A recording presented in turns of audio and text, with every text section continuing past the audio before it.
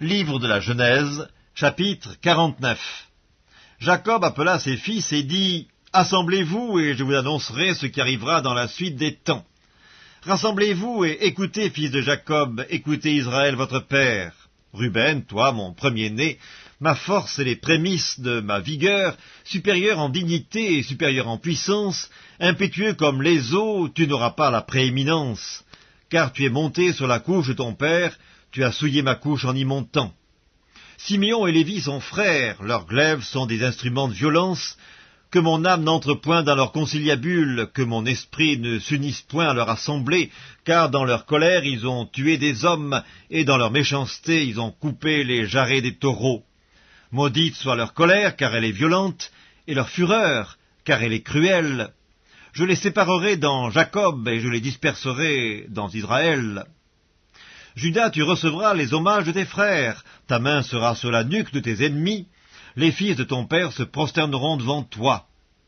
Judas est un jeune lion, tu reviens du carnage, mon fils. Il ploie les genoux, il se couche comme un lion, comme une lionne, qui le fera lever?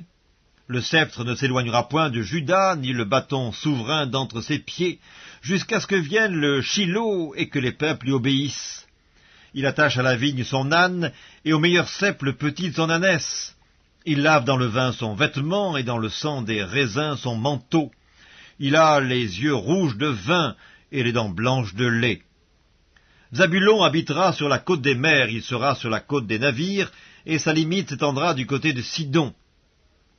Issachar est un âne robuste qui se couche dans les étables. Il voit que le lieu où il repose est agréable, et que la contrée est magnifique.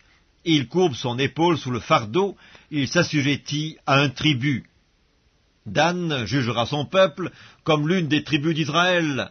Dan sera un serpent sur le chemin, une vipère sur le sentier, mordant les talons du cheval pour que le cavalier tombe à la renverse. J'espère en ton secours, ô Éternel. Gad sera assailli par des bandes armées, mais il les assaillira et les poursuivra. Azer produit une nourriture excellente, il fournira les mets délicats des rois. Nephtali est une biche en liberté, il profère de belles paroles. Joseph est le rejeton d'un arbre fertile, le rejeton d'un arbre fertile près d'une source. Les branches s'élèvent au-dessus de la muraille, ils l'ont provoqué, ils ont lancé des traits, les archers l'ont poursuivi de leur haine, mais son arc est demeuré ferme et ses mains ont été fortifiées par les mains du puissant Jacob. Il est ainsi devenu le berger, le rocher d'Israël. C'est l'œuvre du Dieu de ton père qui t'aidera, c'est l'œuvre du Dieu tout-puissant qui te bénira. Des bénédictions des cieux en haut, des bénédictions des eaux en bas, des bénédictions des mamelles et du sein maternel. Les bénédictions de ton père s'élèvent au-dessus des bénédictions de mes pères, jusqu'à la cime des collines éternelles. Qu'elles soient sur la tête de Joseph, sur le sommet de la tête du prince de ses frères. Benjamin est un loup qui déchire, le matin il dévore la proie, et le soir il partage le butin. Ce sont là tous ceux qui forment les 12 tribus d'Israël, et c'est là ce que leur dit leur père, en les bénissant. Il les bénit, chacun selon sa bénédiction.